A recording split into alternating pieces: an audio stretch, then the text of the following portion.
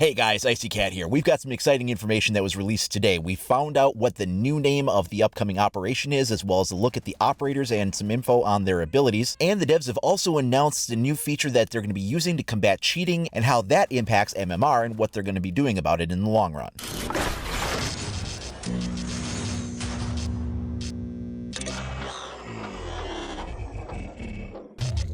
Okay, so here it is. Year 4 Season 1 is going to be called Operation Burnt Horizon. They say Year 4 Season 1 is all set to go, featuring 2 new operators from the SASR. One's a stoic attacker who's just there to get the job done, and the other is a quick-witted defender who's in it for the guts and glory.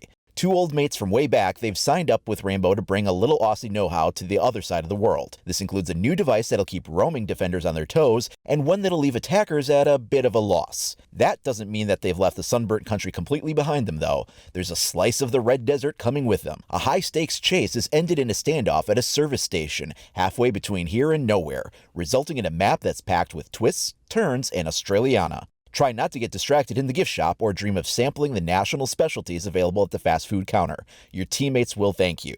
Okay, so let's take a closer look at this image here. This is a unique art style that almost reminds me of Far Cry Blood Dragon meets Mad Max, but you can see that behind the Operation Burnt Horizon logo, we've got this gigantic scrapyard-built kangaroo, and below that we get a look at our new operators. Now these are the same ones that we got an early leak at about a month or so back, so this would be Gridlock and Mosey from what we were hearing at that time. Now, if you take that information from the leak as well as what we're hearing in this article, we can put together a little bit of information. So it says that they will have a new device that will keep roaming defenders on their toes. Well, that is this. So we got an early look at this when that leak first dropped about a month or so ago. And we know that this is a device that Gridlock can put down. He puts down this red web tracker that when defenders run into it, they get damaged and it makes noise. So it's sort of an anti-roaming device in a way. It'll cause a little bit of damage, it'll do some kind of noise, whether that's an audio cue only or an audio cue paired with some kind of a tracking tag similar to like an alibi or a jackal tag. But it's meant to be sort of an anti-roaming device. Now, it is a pretty bright red here. I'm not sure how viable that is in some situations. It's really going to stand out, and if the goal is to have a defender step on it, that's going to be very, very obvious for them to not do so. But in some places like the red carpets on cafe or some other things like that, it might blend in pretty well. It's also a very early image from a leak from a month ago, so it may have changed between then and what we will wind up seeing. Then the article goes on to say that the other one will leave attackers at a bit of a loss, but it doesn't have any specifics for us. But again, going back to the leak, we know that Mosey is a defender, and she puts down a device that when the enemy drones go into it, she can take control of them and use them.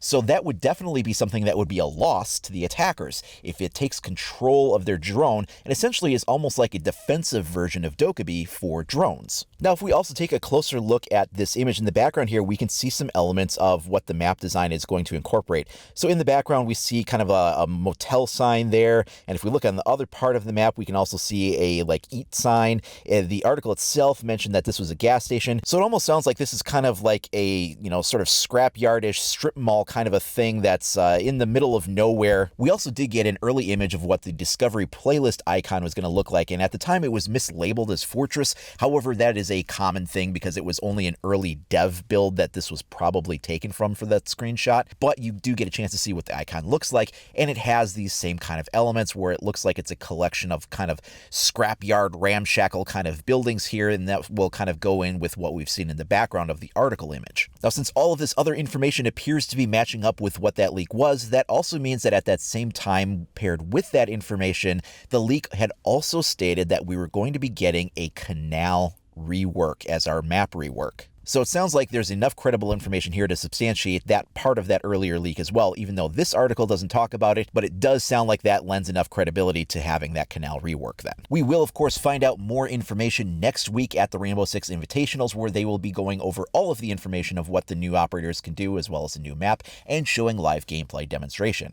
Now for the second piece of information the devs released today. So here we have MMR Rollback, and they say that with the launch of Year 4 Season 1, they will be activating the matchmaking and rating rollback feature. When a cheater is banned, this feature will roll back MMR gains and losses for all players from matches that the banned cheater participated in for that season. The system will not grant you MMR beyond your max MMR for the current season. The goal of the MMR rollback feature is to help reduce the long-term impact of cheaters on your seasonal rankings, and it will be an additional tool in our arsenal as we continue to move forward towards establishing greater countermeasures against cheaters. In preparation before going live, the MMR rollback system has been silently running in the background over the course of the last season as we collected data to identify potential issues, account for outliers, and properly investigate edge cases. We have tested various avenues and parameters within the new MMR rollback environment, but we continue to look forward to further developing this process further with feedback from our community. And then they give a sample graph where you can see the highest amount of MMR removed to a single player every 30 minutes over the course of 24 hours. This is the impact on boosted players. They say that part of the reason they're doing this is that they also want to be able to push back against boosting services that use cheats to boost accounts. In the chart above, the larger spikes are boosted players having the MMR rolled back from Platinum Diamond to a much lower rank. The larger spikes in particular, the negative 5600 MMR for example, are the result of players that are consistently playing with cheaters over an extended period of time having their MMR rolled back. They then go on to say that the current rollback feature will roll back all games, victories, and defeats the banned cheater participated in. They also explored a few other options, but based on the results of the data, rolling back all games will help to maintain a stable MMR environment while still reducing the impact of cheaters on games.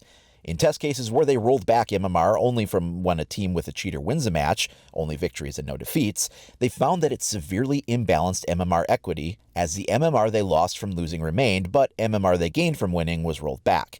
This led to exaggerated MMR compensation spikes, as seen on the chart below, and consequently tanked the MMR of players that played with a cheater intentionally or not, specifically in the low copper ranks. This one-sided removal of matches is not an ideal system, and they have concluded that win or lose, rolling back MMR from all matches that have a confirmed cheater present is a more effective solution.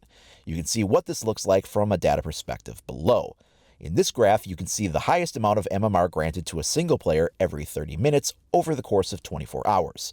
This indicates that MMR swings are not nearly as significant as they had initially thought. They then go on to say that due to their process of detecting cheaters and then the subsequent banning process, there's no way for them to identify which specific matches a person cheated in accurately, such as when players maybe would toggle their cheats on and off prior to being caught. With this in mind, they also explored the possibility for limited MMR resets based on recency, and tested MMR resets for the last 7 days versus the entire season. However, the results were too random, and there was no way to determine if they had actually reduced the entire footprint of their negative behavior. So in order to confidently ensure that they maximize their removal of the impact of a cheater, they will begin moving forward with resetting the MMR for matches that the player participated in from the entire season. Again, this has been silently being tested in the background over the course of Operation Wind Bastion and will be officially rolling out with the launch of Operation Burnt Horizon. So there we go, 2 significant pieces of information regarding this upcoming season drop today. We'll be finding out all the specific details when we get to the 6th Invitational next weekend. However, over the course of the next week, there may be other teasers and trailers that come out and more bits of information.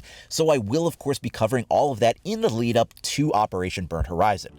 Now, if you want to make sure that you are staying up to date on all that latest news and information, then please do like and subscribe. Also, click that notification icon so you can be sure you're up to date on all the latest content as it goes live. You can also follow me over at IcyCat25 on either Facebook or Twitter. Thanks a lot for watching, everybody. We'll see you next time.